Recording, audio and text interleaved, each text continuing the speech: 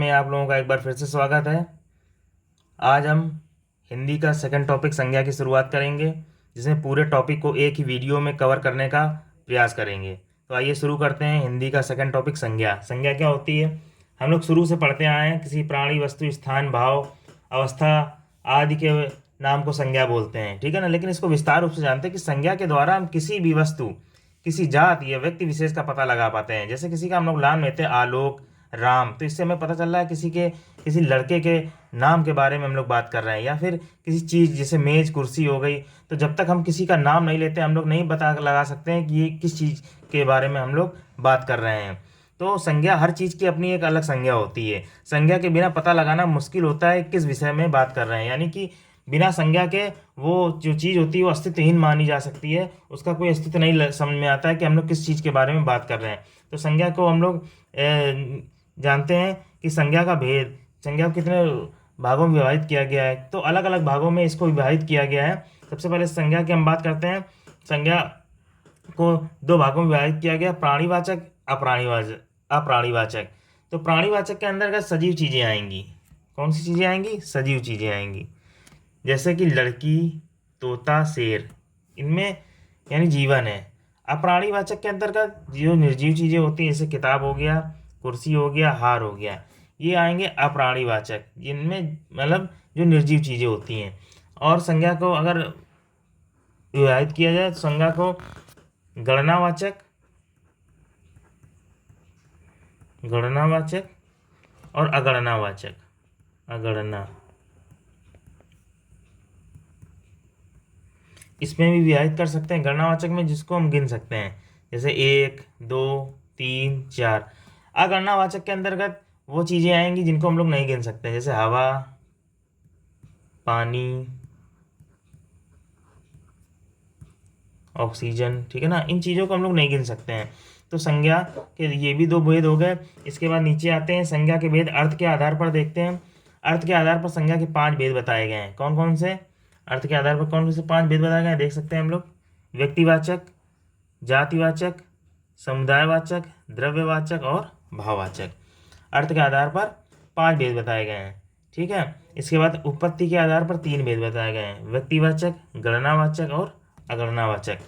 फिर नीचे आते हैं, अभी सारी चीज़ें क्लियर करेंगे, पहले हम लोग भेद समझ लेते हैं किसको किसके आधार पर बांटा गया है, अर्थ के आधार पर। लेकिन अगर क्वेश्चन आता है संज्ञा के मुख्य रूप से कितने भेद हैं, संज्ञा के ये नोट पॉइंट है। मुख्य रूप से संज्ञा के भेद कितने हैं? तो मुख्य रूप से संज्ञा के 3 ही भेद होते हैं, व्यक्तिवाचक, जातिवाचक और भाववाचक। मुख्य रूप से 3 ही भेद बताए गए हैं, ठीक है ना। यही 3 होते हैं। जो समुदायवाचक और द्रव्यवाचक होते हैं तो वो क्या होते हैं? उपभेद होते हैं। किसके उपभेद होते हैं? जातिवाचक के उपभेद होते हैं, जातिवाचक के उपभेद होते हैं। अब एक एक चीज़ को अब बारीकी से क्लियर करते हैं, ठीक है ना। ऊपर चीज़ें क्लियर हो गई थी, नीचे हम लोग आते हैं व्यक्तिवाचक। व्यक्तिवाचक किसे कहते हैं? तो व्यक्ति विशेष या किसी स्थान विशेष आदि के भाव को हम लोग क्या कहते हैं? व्यक्तिवाचक संज्ञा बोलते हैं, ठीक है। जैसे किसी विशेष चीज़ के बारे में हम लोग बात करेंगे, जैसे किसी का नाम लेते हैं, जैसे अभिषेक, कविता, लोकेश, राम, तो हम लोग इससे स्पष्ट हो रहा है कि हम किसी व्यक्ति का नाम ले रहे हैं, ठीक है। इसके बाद वस्तु के बारे में बात करते हैं, जैसे रामायण हो गया, ठीक है ना, रामायण हो गया। या फिर किसी कोई रामायण हो गया, या फिर किसी पंखे की बात करें, जैसे उषा का फैन, ठीक है ना। तो ये चीज़ों के बारे में। स्थान के बारे में जैसे बात करते हैं, जैसे कानपुर, कानपुर की बात करते हैं, या फिर गंगा की बात करते हैं, ठीक है ना। और हिमालय की बात करते हैं, राज्यों में अगर जयपुर की बात करते हैं, तो ये व्यक्ति यानी कि व्यक्ति विशेष की बात की जा रही है, तो इसमें व्यक्तिवाचक संज्ञा आएगी। फिर बात करते हैं हम लोग, इसके बाद बात करते हैं जातिवाचक संज्ञा। जातिवाचक संज्ञा किसे कहते हैं? तो इस संज्ञा के अंतर्गत प्राणी, कोई प्राणी हो या फिर कोई वस्तु हो या कोई स्थान हो, उसकी जाति के पूरे वर्ग का बोध होता है, पूरी यानी जाति का बोध होगा। जैसे कि प्राणियों की बात करें, जैसे मनुष्य बोला तो मनुष्य में सारे मनुष्य आ जाएंगे, उसमें लड़का भी आ जाएगा, आदमी भी आ जाएगा, ठीक है ना, सारे लोग आ जाएंगे। लड़की की बात करें, ठीक है ना, घोड़ा, तो घोड़ा की जितने भी वर्ग के पूरा वर्ग उसका आ जाएगा, ठीक है ना। किसी भी चीज़ की बात करेंगे तो उसमें सारी चीज़ें आ जाएंगी। वस्तु की क्यों बात करें, तो वस्तु में जैसे पुस्तक, कौन सी पुस्तक है, जैसे पुस्तक में रामायण बोला तो व्यक्तिवाचक होगी। लेकिन अगर हम लोग पुस्तक बोलेंगे तो वो जातिवाचक संज्ञा का बोध कराएगी। ठीक है ना, मशीन हो गई, ठीक है ना, या फिर पंखा हो गया, ये सारी जातिवाचक का बोध कराएंगी। स्थान में देख लें, जैसे हम लोग स्थान में अगर बोलते हैं तो जैसे हमने बोली नदी, पहाड़, पर्वत, ठीक है ना, विद्यालय, गांव, तो ये सारे किसका बोध कराएंगे? ये सारे स्थान का बोध करा रहे हैं, ये जातिवाचक संज्ञा के अंतर्गत आएंगे। इसके बाद जातिवाचक संज्ञा के अंदर समुदायवाचक और द्रव्यवाचक बताए गए हैं। समुदायवाचक क्या होता है? समुदायवाचक के अंतर्गत यानी समूह में जो होते हैं, समूह में जो चीजें होती है, जैसे भीड़, समूह में होती है समुदाय, ठीक है ना, यानी जो ग्रुप होता है। ठीक है, और क्या हो सकता है बताइए? और भी इसमें कई सारी चीजें आ सकती हैं, जैसे कि टुकड़ी, किस चीज की टुकड़ी है, ठीक है ना, फिर गुच्छा, ये सारे समुदायवाचक में जाएंगे। इसके बाद बात करते हैं द्रव्यवाचक की। द्रव्यवाचक में कौन सी चीजें आएंगी? ठोस, द्रव, गैस वाली। हम लोग केमिस्ट्री में पढ़ते हैं द्रव, ठीक है, द्रव की अवस्थाएं, तो इसमें भी वही द्रव्यवाचक है। इसमें ठोस, द्रव और गैस वाली चीजें आएंगी। ठोस में कौन कौन सी चीजें आ सकती हैं? जैसे कि लोहा आ सकता है, ठीक, और क्या आ सकता है? सोना आ सकता है, ठीक, फिर क्या आ सकता है? पीतल आ सकता है। तो ये सारी ठोस में आ जाएंगी, ठीक। इसके बाद ठोस के अंतर्गत धातुएं और धातुएं दोनों आती हैं, ये ध्यान रखना की वाली बात है, धातु और अधातु दोनों आती हैं। अधातु में जैसे क्या हो गया? हीरा हो गया, या फिर लकड़ी हो गई, ठीक है ना, ये किस में जाएगा? ठोस, यानी कि द्रववाचक होती हैं। ठीक है, द्रव की बात करें तो इसमें जैसे पानी, पानी हो गया, फिर या फिर दूध हो गया, ठीक, या फिर चटनी हो गई, तो ये द्रव्यवाचक में जाएगा। गैस में, गैस की बात कर लेते हैं तो गैस में जैसे हवा, ठीक, O2, CO2, तो ये सारे द्रव्यवाचक होते हैं। क्लियर हो गया होगा आपको? ठोस, द्रव, गैस तीनों अवस्थाएं जो होती हैं, जो भी हो, तो उससे हम लोग को पता लगा सकते हैं कि द्रव्यवाचक संज्ञाएं हैं। अब बात करते हैं हम लोग भाववाचक संज्ञा की। किसकी बात करते हैं हम लोग? भाववाचक संज्ञा को हम लोग देखते हैं। भाववाचक संज्ञा क्या होती हैं? भाववाचक संज्ञाएं जिनमें गुण, दशा आदि का बोध होता है, ठीक है ना, उनको भाववाचक संज्ञा कहते हैं। किसी भाव, किसी अवस्था आदि का बोध होता है। जैसे हमने बोला बचपन, इससे हमें बात क्या पता चल रहा है? इसमें भाव प्रकट आ रहा है कि किसी बच्चे का बचपन नजर आ रहा है, तो इसमें भाव, तो इसको बोलेंगे भाववाचक संज्ञा। जैसे बोला सुंदरता, सुंदरता एक भाव नजर आ रहा है। पानी का भाव जैसे क्या होता है? शीतलता, तो ये भाव समझ में आ रहा है, तो इसको बोलते हैं भाववाचक संज्ञा। अब भाववाचक में एक चीज हम लोग ये नोटिस करेंगे, बहुत बार पूछी जाती है कि भाववाचक संज्ञा, जो भाववाचक संज्ञा होती है उसे किस प्रकार से शब्दों से बनती है, ये किस प्रकार के शब्दों से बनती है भाववाचक संज्ञा? तो ध्यान रखना है, ये 5 प्रकार से बनती है, 5 प्रकार से भाववाचक संज्ञा, ठीक है ना। कितने प्रकार से बनती है? 5 प्रकार से। कौन कौन से प्रकार है वो हम लोग देख लेते हैं। सबसे पहले बात करते हैं जातिवाचक से बनती है, जातिवाचक से। जातिवाचक से कैसे बनती है? इसमें जैसे हमने बोला गरीब, क्या बोला? गरीब, ये एक जातिवाचक है। इससे अगर हम लोग भाव इसका चेंज करेंगे, भाववाचक में चेंज करेंगे, तो इसका हो जाएगा गरीबी, ये इसका भाव हो गया, ठीक। इसी प्रकार हम लोग बात करते हैं सर्वनाम से। दूसरा क्या है? सर्वनाम। सर्वनाम से जैसे हमने बोला अपना, क्या बोला? अपना, तो इसको अगर भाव में बदलेंगे तो क्या बनेगा? अपनापन या अपनापन, या फिर, ठीक है ना, अपनापन हो गया, ठीक है। ऐसे इसी प्रकार परायापन भी बन सकता है, अपनातक तो बन सकता है, ठीक है। इसके बाद सर्वनाम से हो गया, विशेषण से बनता है। ये बहुत जरूरी पॉइंट है, विशेषण से। विशेषण से बना के देखते हैं। जैसे हमने बोला सुंदर,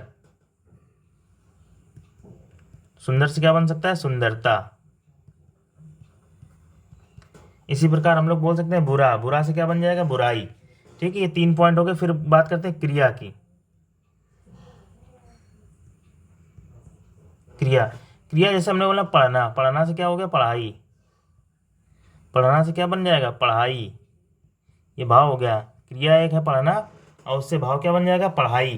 फिर इसके बाद अव्यय, लास्ट में आता अव्यय। अव्यय। अव्यय से क्या, अव्यय जैसे हमने बोला समीप, तो समीप से बने सामीप्य।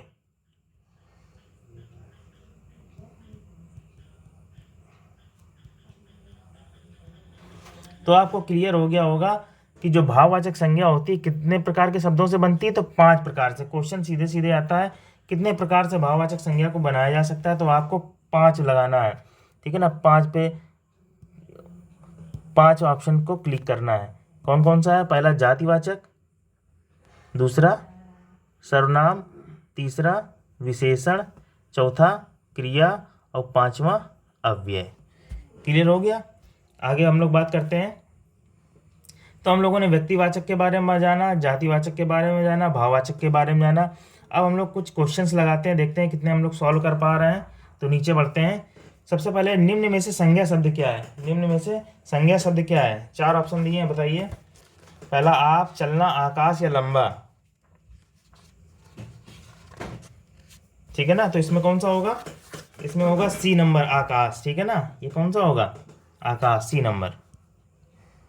हम आपको चैप्टर के साथ साथ अब क्वेश्चन भी कराते जाएंगे, जो जो इंपॉर्टेंट क्वेश्चन है, ताकि जल्दी सिलेबस कवर हो सके। तो इसका होगा आकाश। फिर नीचे बढ़ते हैं क्वेश्चन नंबर 2 पर, ये पहला क्वेश्चन था। दूसरे बढ़ते हैं। निम्न में संज्ञा शब्द कौन सा है, यह जीना, पहाड़ या पुराना। संज्ञा, तो इसमें संज्ञा शब्द कौन सा है, पहाड़। क्या है, पहाड़ एक संज्ञा शब्द है। अब इसमें क्वेश्चन आता कौन सा है, व्यक्तिवाचक, जातिवाचक, भाववाचक है। तो इसमें कौन सा पहाड़ है, तो पहाड़ एक जातिवाचक संज्ञा है। फिर नीचे आते हैं। निम्नलिखित विकल्पों में से किस विकल्प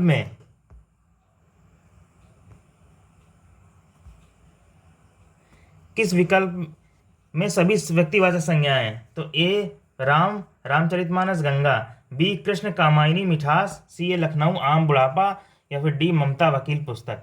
तो इसमें ए साफ साफ नजर आ रहा है, व्यक्तिवाचक व्यक्ति विशेष की बात की जा रही। राम, रामचरितमानस जो कि पुस्तक की बात करी जा रही है, और गंगा जो है नदी की बात करी जा रही है। इसमें ए ऑप्शन बिल्कुल करेक्ट है। नीचे बढ़ते हैं। निम्न में संज्ञा शब्द कौन सा है, गंगा, पुराना, नीला या मोटा। तो इसमें साफ साफ है ए ऑप्शन सही है, गंगा। नीचे आते हैं। जिन संज्ञाओं में से एक ही प्रकार की वस्तुओं अथवा व्यक्तियों का बोध होता है, एक ही प्रकार की वस्तुएं, तो एक ही वर्ग की जो वस्तुएं आती, किसमें आती, जातिवाचक संज्ञा में। तो इसका बी ऑप्शन बिल्कुल करेक्ट होगा। पशु चर रहे हैं, रेखांकित पद है, पशु चर रहे हैं, इसमें क्या होगा बताइए जल्दी से। तो इसमें जातिवाचक होगा, पशु है, किसी पशु का नाम नहीं बताया गया है। हमने क्या बताया, जब किसी एक ही वस्तुओं के वर्ग के बारे में बताया जाएगा तो उसको जातिवाचक संज्ञा की श्रेणी में लाएंगे। तो इसका बी ऑप्शन बिल्कुल सही है। जातिवाचक संज्ञा क्या है, कामायनी, आम, रसीला या वकील। बहुत इंपॉर्टेंट क्वेश्चन है। जातिवाचक संज्ञा, तो कामायनी होगा नहीं, क्योंकि ये जयशंकर प्रसाद की लिखी हुई है एक रचना है। ठीक है, रसीला ये भी नहीं होगा। रसीला क्या है, एक भाव है। आम और वकील में थोड़ा कन्फ्यूजन हो रही होगी, तो आम भी इसमें नहीं होगा, आम भी नहीं होगा, क्योंकि फल एक जाति है, फल के अंतर्गत ये चीज़ें आती हैं, आम, संतरा, केला। ठीक है ना, तो ये भी आम नहीं होगा। वकील इज द राइट आंसर। जातिवाचक संज्ञा में वकील होगा। गाय कौन सी संज्ञा है, गाय कौन सी संज्ञा बताइए। तो गाय एक जातिवाचक संज्ञा है। ठीक है ना, गाय की कई नस्लें होती हैं, इसलिए गाय क्या है, एक जातिवाचक संज्ञा है। फिर इसके बाद आते हैं क्वेश्चन नंबर 9 में आते हैं। राज्यपाल में कौन संज्ञा है, राज्यपाल में कौन संज्ञा है। तो राज्यपाल क्या होता है, देखिए अगर कोई पद आ जाता है, ठीक है ना, कोई पद आ जाता है, या फिर कोई व्यवसाय आ जाता है, या फिर कोई कार्य आ जाता है, तो उसके अंदर जितनी भी संज्ञाएं आएंगी उसको जातिवाचक के अंतर्गत रखेंगे। तो राज्यपाल एक कैसी संज्ञा है, जल्दी बताइए। राज्यपाल एक जातिवाचक संज्ञा है। क्लियर हुआ। इसके बाद नीचे आते हैं। जिस संज्ञा शब्द से किसी गुण, दोष, दशा आदि का बोध होता हो। सबसे सिंपल क्वेश्चन है, गुण, दोष, दशा आदि का बोध उत्पन्न होता है, तो उसे क्या कहते हैं, उसके बोलते हैं भाववाचक संज्ञा। फिर इसके बाद आते हैं सबसे इंपॉर्टेंट, बाप का संबंधवाचक संज्ञा रूप क्या है। ये बहुत इंपॉर्टेंट है, लगभग काफ़ी पूछा जा रहा है इस समय आने वाले एग्जामों में। बाप का संबंधवाचक, तो बाप का क्या होगा, बापा, बापनी, बपौता या बपौती। तो इसका होगा बपौती। D is the right answer होगा। ठीक है ना, संबंधवाचक का मतलब ये होता है कि एक का दूसरे संबंध क्या है। ठीक है ना, तो बाप का इससे क्या संबंध है, तो बपौती इज द राइट आंसर होगा। फिर बुढ़ापा एक प्रकार का अभिशाप है। रेखांकित शब्द की संज्ञा क्या है, बुढ़ापा एक प्रकार का अभिशाप है। बुढ़ापा, तो बुढ़ापा क्या होगा? तो बुढ़ापा इसमें कौन सा होगा? भाव, ठीक है ना, बूढ़ा। ये क्या है? जाति है, और भाववाचक क्या होगा इसका? भाव क्या होगा? बुढ़ापा। B is the right answer. फिर 13वां क्वेश्चन क्या है? शब्द प्रकार के आधार पर मनुष्यता शब्द को कौन सा भेद है? मनुष्यता, तो मनुष्य से बना है मनुष्यता, मनुष्य से बना है मनुष्यता, भाववाचक संज्ञा। सी इज द राइट आंसर। इसके बाद क्वेश्चन नंबर 14 पे आते हैं। इनमें से कौन सा शब्द भाववाचक संज्ञा नहीं है? मनाही, विद्युता, सोना या खुशी, कौन सा होगा बताइए? तो अभी हमने बताया कि भाववाचक संज्ञा मनाही भी है, विद्युता भी है, खुशी भी है, लेकिन सोना जो है वो कौन सा है? वो द्रव्यवाचक है। तो सोना इज द राइट आंसर। नहीं है पूछा गया है, क्वेश्चन को सही से पढ़िए। भाववाचक संज्ञा कितने प्रकार के शब्दों से बनती है? अभी देखिए हमने बताया था कि भाववाचक जो संज्ञा है 5 प्रकार के शब्दों से मिलकर बनी होती है। फिर से क्वेश्चन आ गया है, तो कौन कौन से हमने बताया था? जातिवाचक, सर्वनाम से, विशेषण से, क्रिया से, अव्यय से। तो टोटल 5 प्रकार के शब्दों से बनती है। तो सी इज द राइट आंसर। ये 15 क्वेश्चन आपको हमने बहुत महत्वपूर्ण कराए हैं। एक बार इसको फिर से देखिएगा, जो ना समझ में आए एक बार फिर से कमेंट बॉक्स में पूछिएगा। थैंक यू, बाय बाय, मिलते हैं अगले वीडियो में। तब तक के लिए शुक्रिया, नमस्कार और गुड नाइट।